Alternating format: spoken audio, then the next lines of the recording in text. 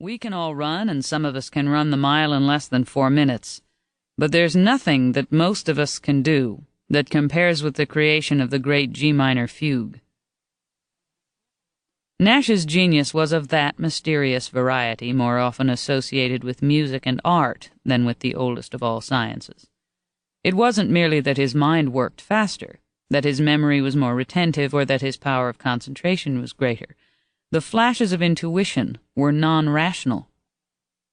Like other great mathematical intuitionists, Georg Friedrich Bernhard Riemann, Jules-Henri Poincaré, Srinivasa Ramanujan, Nash saw the vision first, constructing the laborious proofs long afterward.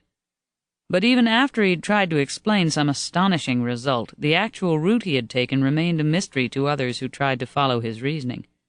Donald Newman, a mathematician who knew Nash at MIT in the 1950s, used to say about him that everyone else would climb a peak by looking for a path somewhere on the mountain. Nash would climb another mountain altogether, and from that distant peak would shine a searchlight back onto the first peak. No one was more obsessed with originality, more disdainful of authority, or more jealous of his independence. As a young man, he was surrounded by the high priests of 20th century science, Albert Einstein, John von Neumann, and Norbert Wiener. But he joined no school, became no one's disciple, got along largely without guides or followers.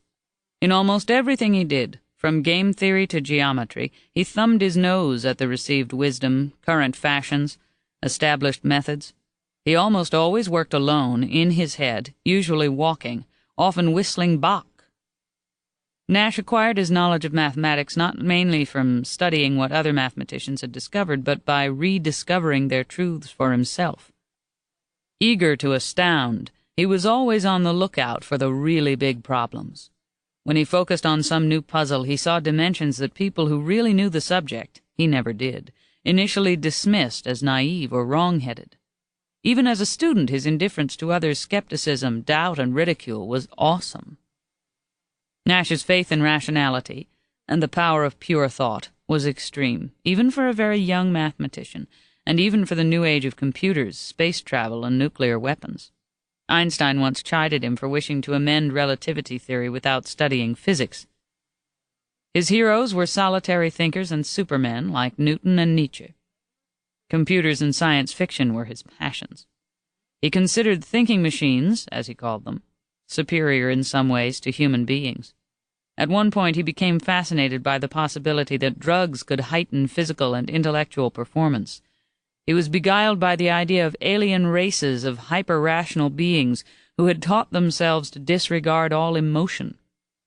Compulsively rational, he wished to turn life's decisions, whether to take the first elevator or wait for the next one, where to bank his money, what job to accept, whether to marry, into calculations of advantage and disadvantage.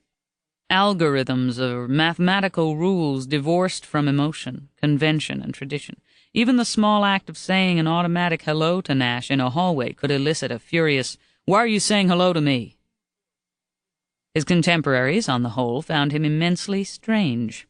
They described him as aloof, haughty, without affect, detached, spooky, isolated, and queer.